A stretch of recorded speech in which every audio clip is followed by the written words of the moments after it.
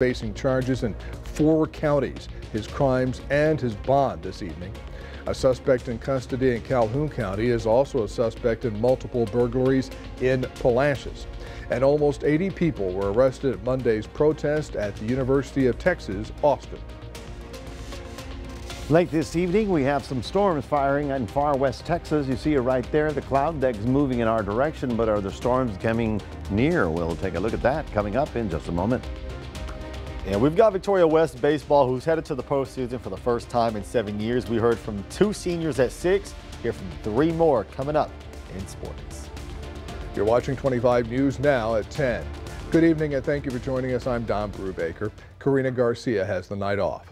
A suspect arrested by Victoria police faces 20 charges in 4 counties. 27-year-old Marphillip White is charged in Victoria County with tampering with physical evidence with intent to impair and manufacture and delivery of a controlled substance. Among the 10 charges White faces in Fort Bend County are 2 charges of deadly conduct, discharge of a firearm. He also faces 3 charges in Harris County and 4 in Wharton County. White is in the Victoria County Jail in lieu of $233,500 bond. Victoria police arrested a 22-year-old suspect Monday. Jaslyn Heron faces 4 charges, including hindering apprehension or prosecution of a known felon and tampering with physical evidence with intent to impair. She is in the Victoria County Jail in lieu of $75,500 bond. A Calhoun County suspect is wanted for questioning in Palacios. Calhoun County deputies arrested 45-year-old Terrence Posel on violation of probation, possession of a controlled substance. Posel is also a suspect in multiple burglaries reported in Palacios. He is in the Calhoun County Jail in lieu of $50,000 bond. Last Saturday afternoon, in the process of cleaning up after the Crawfish Festival in Port O'Connor, a girl was riding in the back of a golf cart while holding on to several crawfish boiling pots. While riding in the back of the cart, she slipped and fell on the ground, hitting her head. The girl was transported to the hospital. She was treated for minor injuries and released. The court date for the man accused in the Amanda Johnson murder was reset again. Fernando Acosta Jr. is indicted in the crime.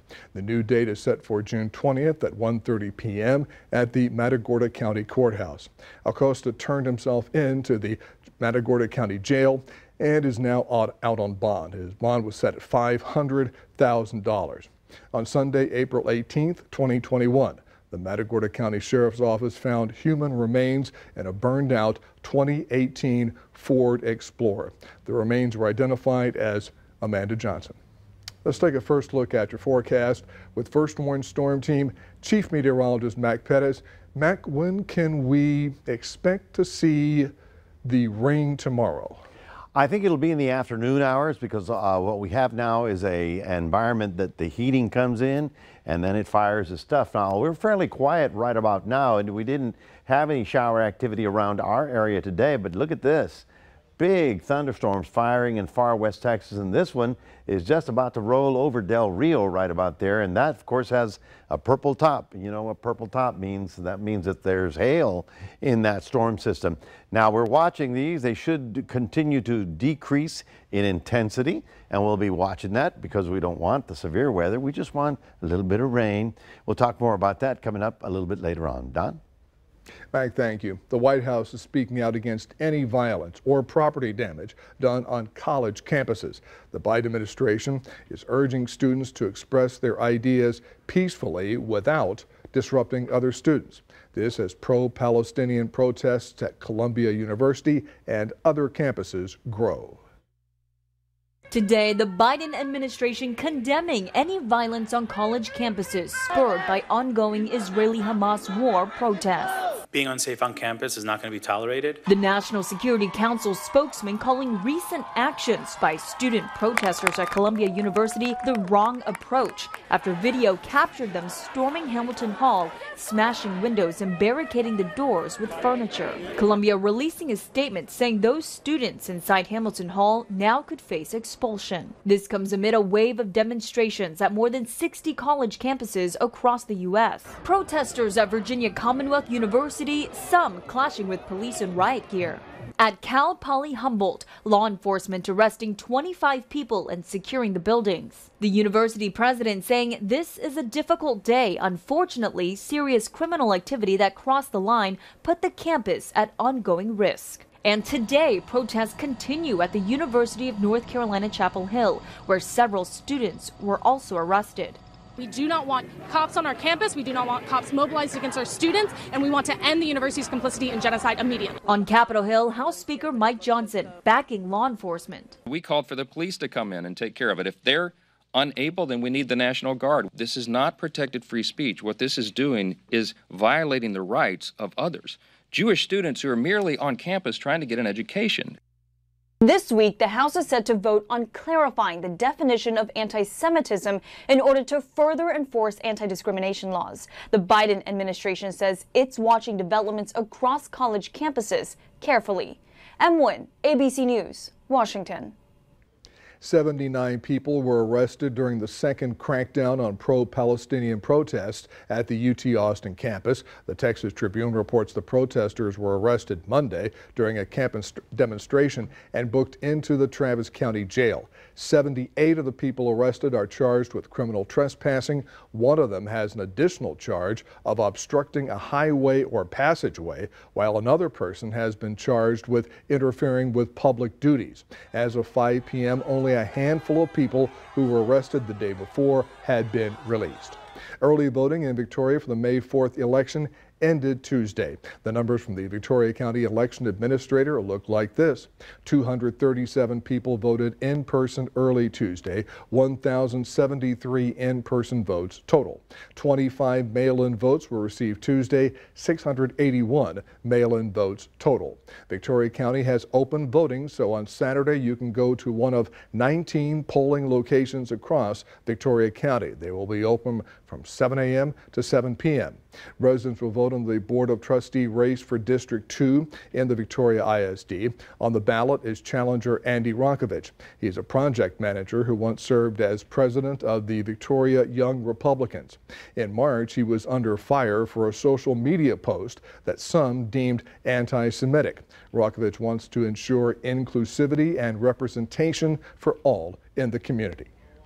I addressed it the only way I know how, which is reach out to the people that were upset or hurt by my comments to understand why. I have learned a lot along the way. However, I don't think it pertains to this election. I don't think it will influence it one way or the other. Rokovich faces incumbent Bridget Marshall in July 2023. She was appointed District 2 trustee. Marshall is the Victoria College Department Chairman of Humanities and English instructor. She says she plans to use her 20 years of education for this role. The Victoria County jury summoned for Wednesday morning at 8:30 has been canceled for Justice of the Peace number 3. This will not be rescheduled. Spikes of the flu virus found in wastewater are raising questions about the spread of bird flu. You can read this article on our website, crossroadstoday.com. Remember to subscribe to our YouTube channel, Crossroads Today. Hit the like button and click the notification bell so when you're on YouTube, you can see Crossroads Today. Police have opened an investigation into the death of a baby found at the campus of a Florida university. Coming up on 25 News now at 10, what we know so far. Also ahead, elder fraud is on the rise. We have the staggering numbers next.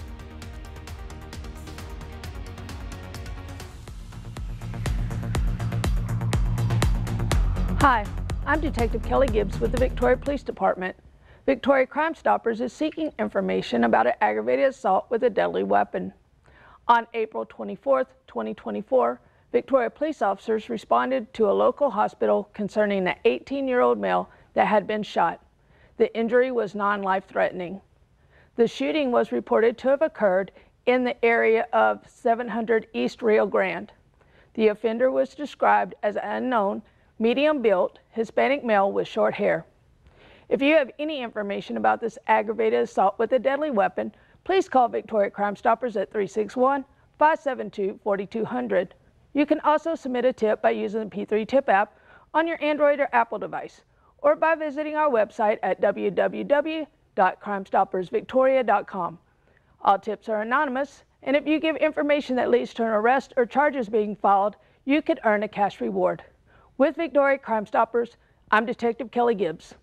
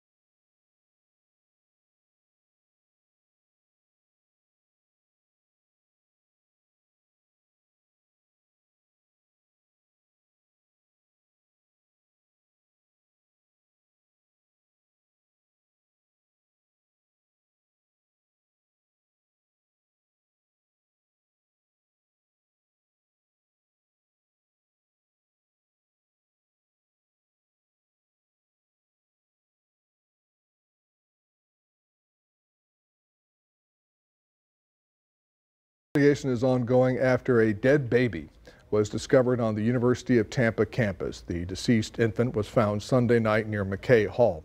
Tampa police reported the baby girl was left wrapped in a towel and placed in a garbage can. There's no word about the cause of death. Tampa police say the mother was found and taken to a hospital for treatment. There's opportunities for them as a mother, resources that are available to them, and also for the child, that you don't have to make decisions that could affect you or the child for the rest of their lives. Tampa police reminded the public that Florida has a safe haven law. That means an unharmed newborn under 7 days old can be taken to any fire station or hospital in Florida with no questions asked. The White House will soon ease federal restrictions on cannabis. The Biden administration intends to announce a temporary rule to reclassify the drug since the Controlled Substances Act became law half a century ago.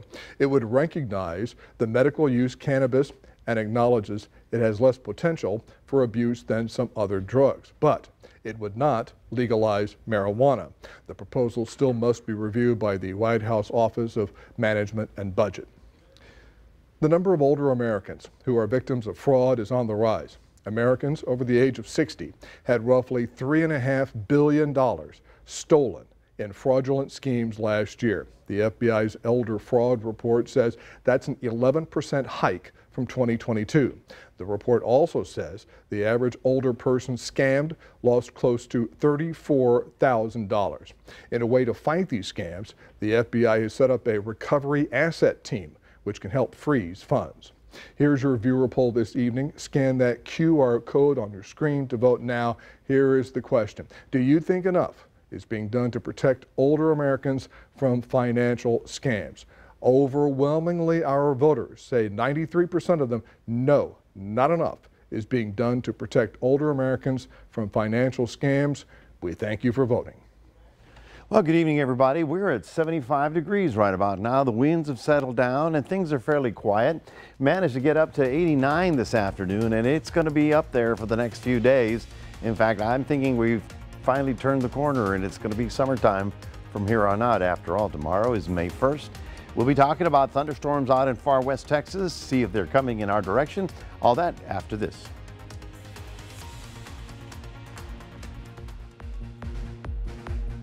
Our military hero for April is William Posey. From a Texas family, Bill was raised in Southern California after his father's war service. In the 60s, he volunteered for the Navy and wound up on a submarine. But then he got a terrific offer. So he said, Posey, do I have a deal for you? And I said, what is it? He said, you can volunteer for SEAL Team. But nobody knew what a SEAL was then because it was brand new. And so I went and took the test. And I said, am I a SEAL now? And they said, oh, no, you got to go take another test. And eventually, I went to SEAL school and passed eventually. As a Navy SEAL, he was deployed to places across the world. And in some places you can't even talk about. I was originally an enlisted guy, and I was a CB SEAL, because I had a lot of experience doing things, CB things, right? Building and all that stuff. But eventually I became an officer, and I was a technical officer. And so. But you had a specialty. I had a specialty, and that's a technical side of SEAL Team. Mortars, how to fix things, how to do our daily grind, and you know, that worked out very well for me. One of his most meaningful assignments was the recovery of the Apollo 12 space capsule. So your job at that moment was to latch a safety latch on it? We carried a parachute. I carried a parachute right here in my chest. And the parachute, I had this latch, and I put it on the hook, the eye of the capsule, and deployed the parachute, because the capsule would run over you like a lawnmower, because it was like a sail. And the wind, it was very rough that day. Yeah, and the wind was pretty high. And so you had to slow the progression down because you couldn't keep up with it. A man can't swim as fast as a capsule can go. So after his 22 years of service, Bill found out that it was time to go home. I broke my back in Iraq.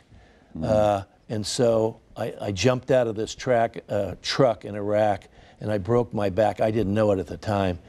But you know, eventually they found that I broke my back, and so they med boarded me out. Since his return to Victoria, Bill has been teaching for the past 12 years. You know, it's really good, because especially in Victoria, because you track your kids. I know kids from my first class 12 years ago. And so you see them be successful, and they have their ups and downs just like everybody else. And it's very gratifying that they're part of your life, and you can see their forward progress. Ladies and gentlemen, our April 2024 Military Hero of the Month is Mr. Bill Posey. On behalf of 25 News Now, we congratulate you.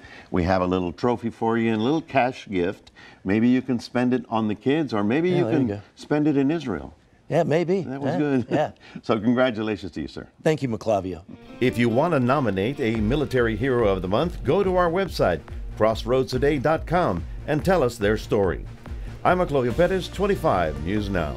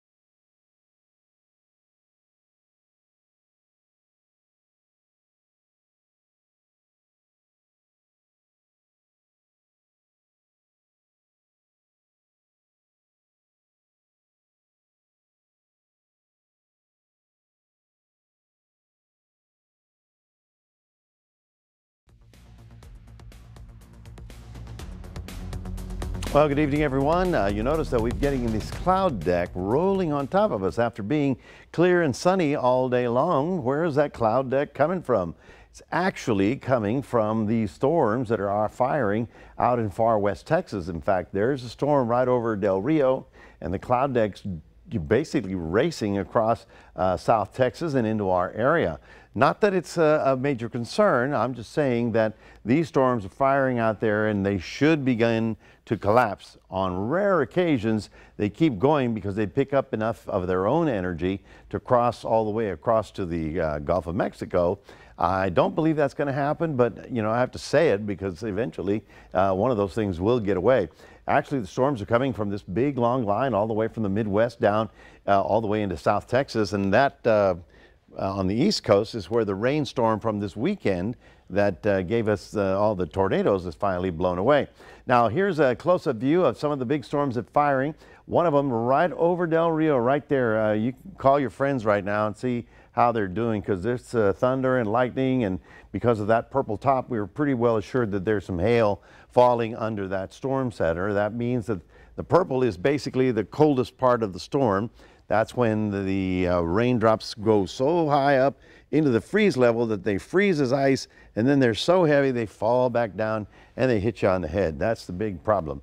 Also have some storms out in far west Texas, out toward you know, the Midland, Odessa, and that region.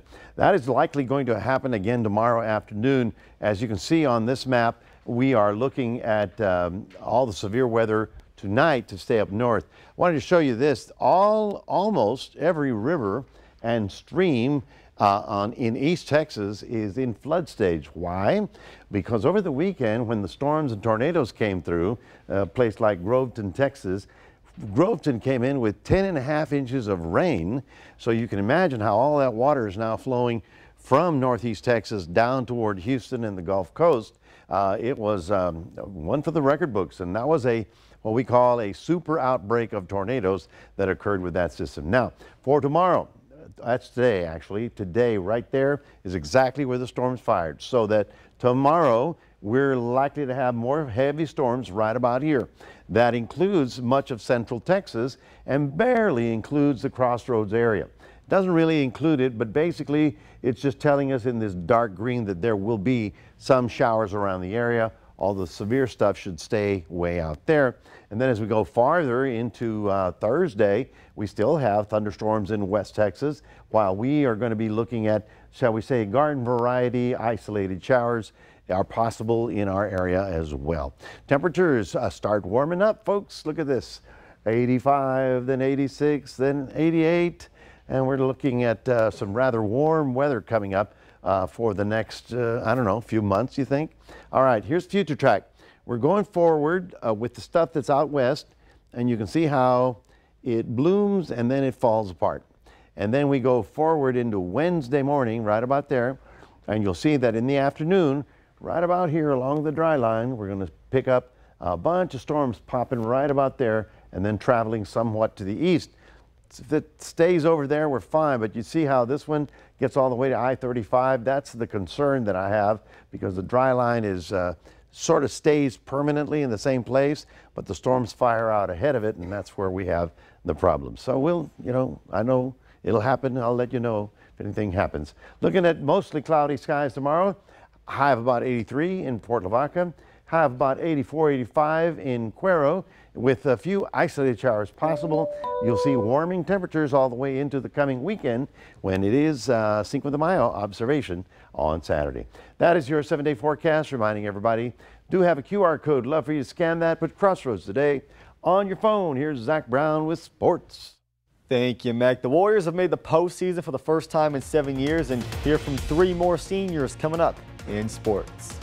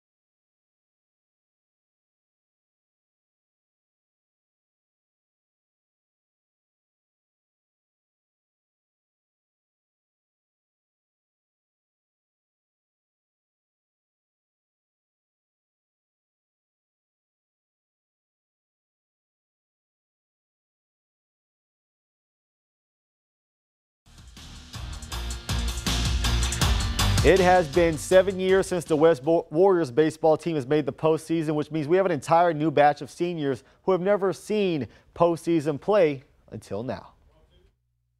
He's a very good coach, he's a very good leader, and it shows how our season's playing out because we lead by example from him and we work hard to represent us. The whole team is very excited. We're ready to play, and we think we're going to at least get to round 3, hopefully. It feels good. Last 3 years I've been here, we know we haven't been great, so it feels good being in that first class in 7 years to get there. You know, people think it's a relief because they don't expect it from us, but, you know, we've known we could do it, and we've got many more small goals to lead up to the state tournament, and we all, like I said, we all buy in. We believe we can do it. Take one game at a time, like you said, and we're going to get it done. Those guys very excited to experience the postseason. You heard they give a lot of credit to head coach Jay Perez. In softball, the ranked Cuero ladies are moving on to the second round. They will be taking on the Sealy Tigers. The games will be in Hallettsville. Game 1, it's going to be on Thursday at 7 p.m. Game 2 will be Friday at the same time. Game 3, of course, would be, if necessary, that game would be at 2 p.m. the next day. Once again, these games are in Hallettsville. The Victoria East Titans, well, they're getting ready for their bi-district showdown as well in baseball. They will get Mission Veterans Memorial. Game 1 will be Friday, May the 3rd. Game 2 would be Saturday at 11 a.m. And if necessary, Game 3 would be immediately after Game 2 on the same day. All of those games will take place in Robstown. The Kansas City Chiefs have revamped their receiving corps this offseason, signing Hollywood Brown and drafting Texas Longhorn Xavier Worthy. And well, now they've re-signed future Hall of Famer Travis Kelce. The deal is reportedly worth 2 years and just over $34 million. Kelce will turn 35 in October, and he was the Chiefs' best receiving option last year. He got a lot more help around him this offseason. NBA playoffs in full swing. The Lakers and Nuggets with some fantastic game, and Denver had the Lakers on the ropes last night, and this game ended the same way the other games in this series did. Denver led by 1 with 90 seconds to go, but LeBron, trying to stave off elimination, had the Lakers back up 1, but Jamal Murray and the Nuggets would come up big time and time again. A 3 after the offensive rebound puts him up 2. And after the Lakers tied it, Jamal Murray does it again with just seconds remaining. The Lakers going home. LeBron's future with the Lakers and maybe even the NBA now hangs in the balance. And we've got some golf updates from the Class 3A from the 2-day total in Austin at State. Industrial and Hallettsville both shot 703s. Industrial 8th overall. Hallettsville finishing right behind them at number 9. That's it for your sports. Don, back to you. All right, thank you, Zach, and stay with us. Coming up on 25 News Now at 10, we'll take a last look at your weather. Plus, tomorrow is a celebration of flowers and warmer weather.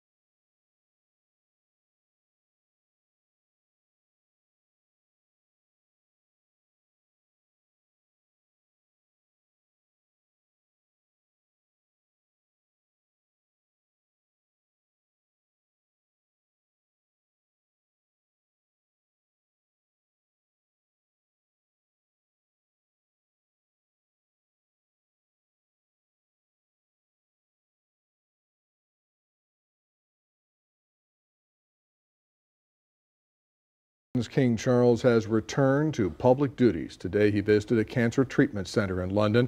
Charles smiled and shook hands with people as he and Queen Camilla entered the facility. This is the King's first official public appearance since announcing his own cancer in February. He's expected to carry out several more engagements in the weeks ahead. The Tony Award nominations were announced today. Alicia Keys' Broadway musical Hell's Kitchen got 13 nods, including Best Musical and Best Book of a Musical. Stereophonic, a play about a 1970s fictional band, also got 13 nominations. It snagged 3 of the 5 nominations in the category for Best Performance by an Actor in a Featured Role. The Tony Award ceremony will take place June 16th. ABC News is reporting that a lieutenant with the Conroe Police Department, James Waller, 22-year veteran of the force, was critically injured when that tornado tore through his home in Trinity County on Sunday night, and Conroe police are saying that his recovery will be lengthy and require multiple surgeries. National Weather Service says that was an EF2, I believe, EF1, 100 mile an hour. I think it was a 2. A 2? Yeah. So, you know, the whole thing, it just shows you once again the dangers of tornadoes. And he was home just enjoying himself, and boom, storm from the sky. That was a big one, folks. It's going to be in the record books for sure. Well, for us tomorrow, we do have some isolated showers possible. Most of the real big stuff will be out in far west Texas. We are looking for isolated showers around here for Wednesday and Thursday, and then drying up, getting rather hot and humid as we get to the weekend. Don? Mac, thank you. And finally tonight, Wednesday is May Day, a traditional celebration of flowers and warmer weather. On many ancient calendars, May 1st welcomed the first day of summer, though the official start of summer is not until June 20th. But in many parts of the U.S., daffodils and other flowers are already in bloom as April showers have brought May flowers, even though we're going to get some May showers. In English tradition, the holiday is observed by crowning a May queen and dancing around a maypole, which would be easier than dancing around an April pole. That could take a while. Yes, that All right. Hey, we thank you so much for joining us for 25 News Now at 10. Join Caroline Estrain, meteorologist Parker Cox. 25 News Now, sunrise starting at 5 a.m. Good night, everybody.